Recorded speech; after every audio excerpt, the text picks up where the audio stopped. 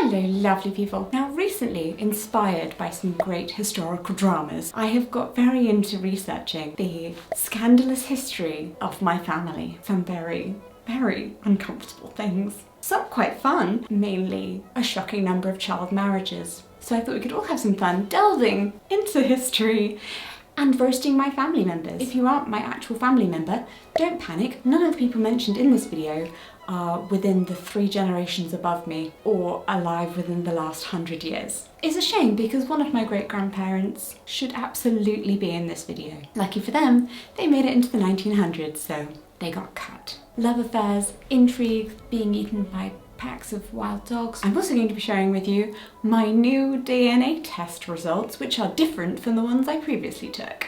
Let me know in the comments down below if this makes more sense to you, because it probably does to people in airports who look at me and go.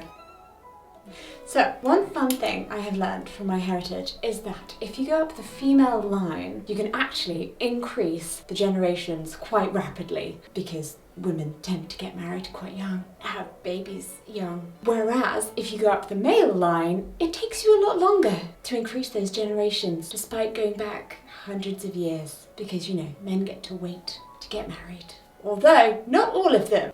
Meet the 10 youngest people to get married in my family tree. Also, don't worry, I'm aware there are some terrible age gaps here with young girls getting married off to much older men. There are also equal opportunities terrible. Some younger men get married to older women.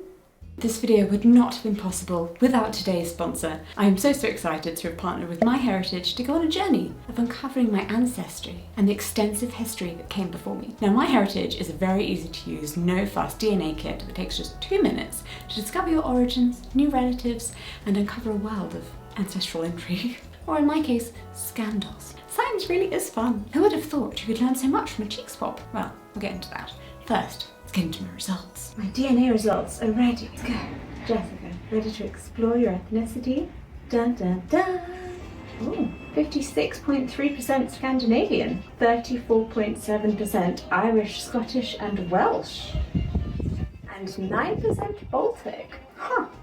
I have a second cousin that I have never heard of before, but we share lots of DNA and our family's trees match up. MyHeritage covers more regions than any other DNA test, which means that I've been able to find out specific regions of when my family settled and spread across the globe. Plus, my DNA actually, it just makes more sense when I pair it up with MyHeritage's extensive historical records. Oh, all of that Baltic DNA is because so many of you were born in Latvia and Belarus. Huh, so glad this app translates the Cyrillic alphabet, because otherwise I would be very stuck. If you too would like to see what you're made of or how far back you can trace your family tree, then you absolutely have to click the link in the description or scan the QR code on screen now and use code Fozard to get free shipping on your DNA kit. It's an exclusive offer for a short period for just my viewers, so jump on it now. Now, a number of people in my family tree actually got married under the age of 10, but MyHeritage doesn't allow you to collect that information together, I don't think. Since if you look at the youngest people to get married, it only shows you people over the age of 10. Here is the rundown of the youngest people over the age of 10 to get married.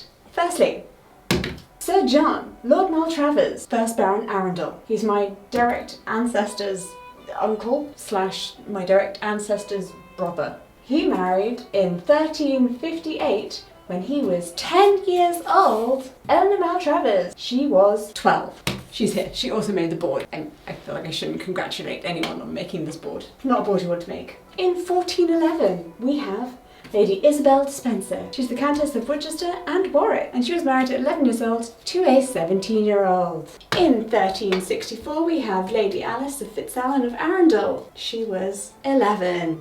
He was 14. I mean, I guess that's more acceptable than 11 and 17, is it? Is it? I guess worse. 1340, Joan Alice Plantagenet. Married at 11 years old to a 25-year-old. At least 10 and 12 seems like a reasonable. I mean, they could talk about whatever it was that children found interesting in the 1350s. Richard Fitzalan, 4th Earl of Arundel, married in 1359 at the age of 12. He didn't have this beard then. Obviously that was a later addition. To Elizabeth de Bohun. She was 9. Good, good. They didn't learn anything from this and had a daughter who they married off at 6 years old. John Stuart, not that one, married in 1352 at the age of 12 to Mary Tomash, who was 22. This is Countess Joan Fitzalan, getting married at 12 years old in 1359, along with her brother here. A little joint wedding ceremony to a brother and sister. But the chap she married was 17. Henry Bolingbroke, who then became Henry IV, for anyone who has any idea what I'm talking about. Married at 13 years old in 1381. Mary de Bohun, she was 12. And finally, Thomas de Holland, wife of Lady Alice, up here. Unacceptable. In case this is too subtle for you, child marriage is still very much a thing that affects many, many children around the world today, including in the USA, where there is no federal law against child marriage. That seems like the kind of thing somebody may want to vote on. Right, actual youngest person to get married. Catherine Mortimer, Countess of Warwick, born in 1314. She got married at the age of 5. She was one of 12 children of Roger Mortimer.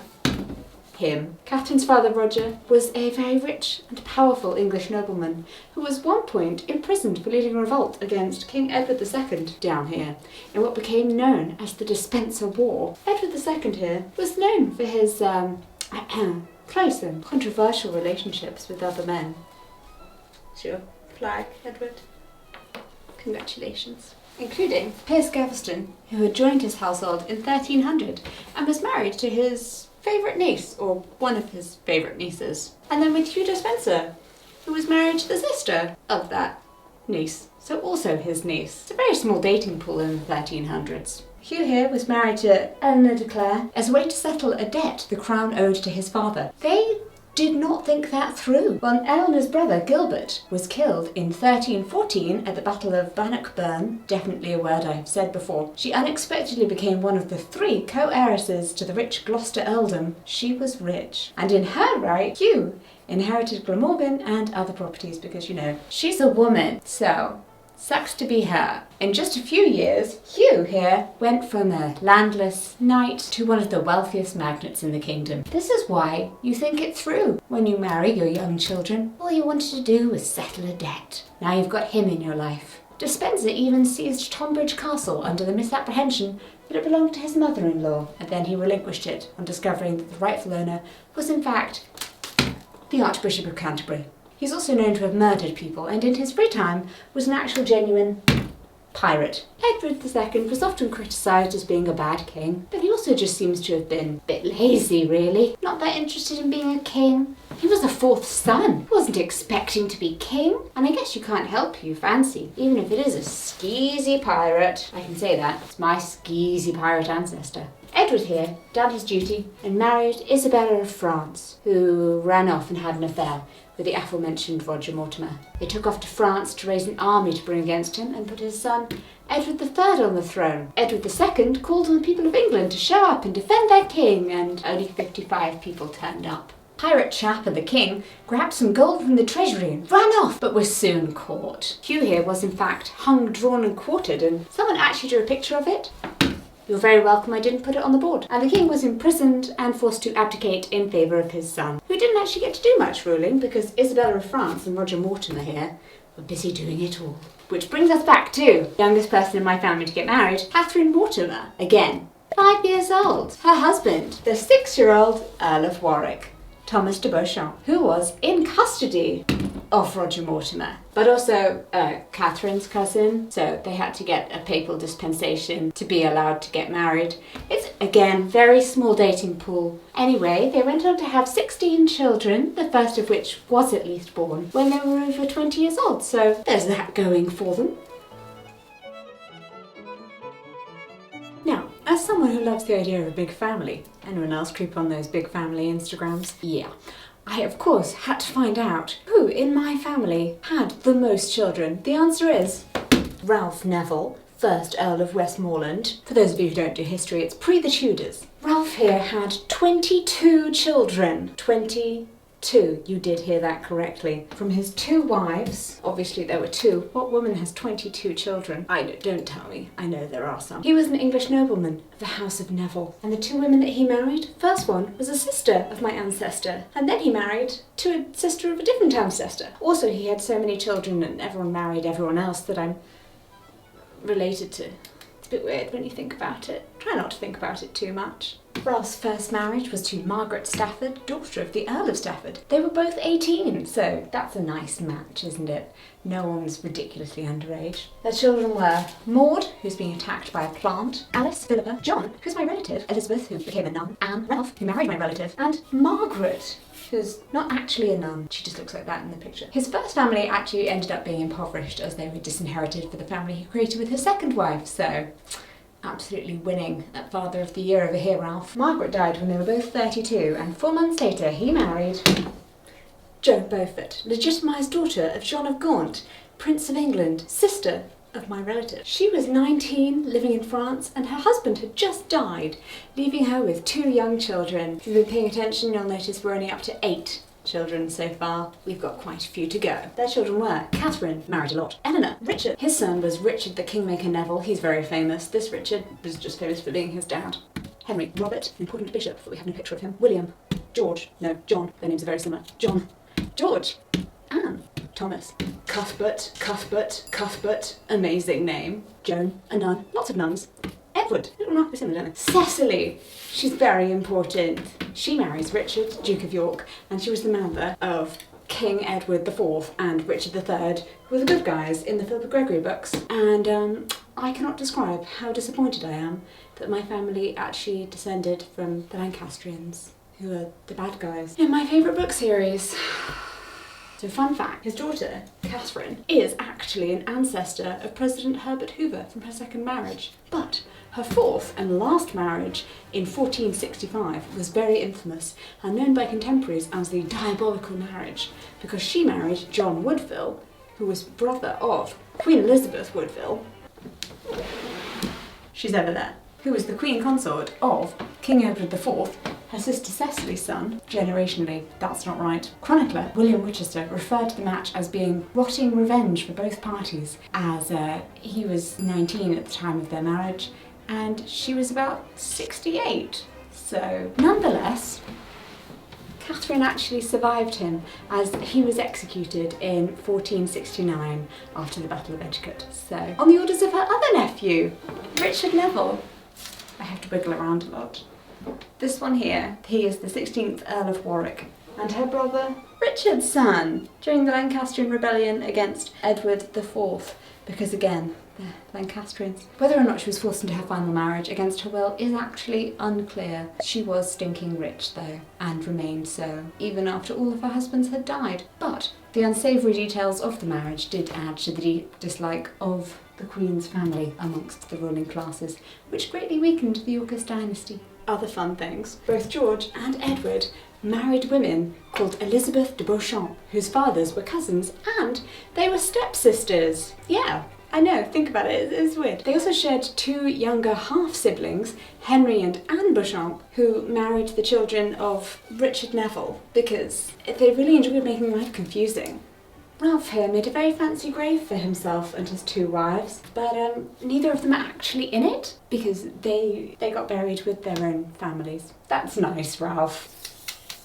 Now, while the women in my family, half of them died in childbirth at the age of 15, and the other half weirdly managed to have 20 children and then die past the age of 85. Don't ask me how that happened. A number of the men died in particularly bizarre ways. There were hangings, there were beheadings, there were firing squads, but the person who died in the most bizarre way, Prince Andrew Mikhailovich Shursky, who died in 1543. Andrei here messed around with the first crown Tsar of Russia, Ivan IV, also known as Ivan the Terrible, and found out. He was part of the House of Shursky, a Rurikid family of boyars that's kind of like a duke. They're the top rank of the feudal nobility in many Eastern European states between the 10th and 17th centuries. It's very confusing. Lots of people say prince a lot. Yeah. Their founder was related to the Grand Princes of Moscow, so when Ivan IV's father died, and he was just 3 years old. He's very cute in this photo. Not a photo, obviously, it's a painting. Prince Vasily Vasilyevich Nimoy the Mute Shusky, nephew and cousin of my ancestor, one of the more sensible members of the family, this chap here, decided that he should be regent. So he locked up everyone who disagreed with him and then married Ivan III's granddaughter just to seal the deal. Except he'd made a lot of enemies, so mysteriously he died later that year. The power of the regency then devolved upon his younger brother, Prince Ivan Vasilievich Shusky, who began his rule by ousting anyone he didn't like from office and contriving to change the head of the Russian Orthodox Church. That's what this interesting cross is. It didn't go down well. He also released from prison his cousin, Prince Andrei Mikhailovich Shusky, who governed the provinces of Yugoria and Nizhny Novgorod. I'm so sorry for my Russian pronunciations. They're not good. My family can look at me in shame, but you don't have to. He was a governor during Vasily III's reign, before he was incarcerated on charges of high treason. But sure, let's let him out. That's going to go well. Pending Ivan IV's majority, Ivan and Andrei were de facto rulers of Russia. Their ignorant and unruly behaviour provoked the anger and frustration of the young sovereign, who was already showing signs of being not a great human. He is called Ivan the Terrible for good reason. He had like 8 wives and didn't treat them particularly well. He also beat and killed his son, as this famous painting shows, because he didn't like the way his pregnant daughter-in-law was dressed. In one of his letters, 13-year-old Ivan painfully recalls that Prince Andrei, had put his dirty boots on his bed. So obviously, the teenager threw him into a cell full of hungry dogs and had him torn apart. As you do! Wouldn't we all do the same? Note for future generations, no shoes on the bed. Well, that was quite a ride. And let me know if you would like a part 2 with some more terrible, terrible people I'm related to. We've got bride stealing, we've got incest, we've got more beheadings. It's a real surprising number of beheadings, I suppose, when you think about it. And even someone who fell in love and decided to invade a country because of it. It didn't turn out well for him. Don't invade countries just because you're in love. It's a bad idea. You've got to have a real political focus, real thought. And if you haven't already, don't forget to check out My Heritage through the link in the description below or by scanning the QR code on screen and entering code FOZARD for free shipping on your kit. And it's really very simple. Just a little chic swap. You can do that. Again, thank you so much for watching and I will see you in my next video.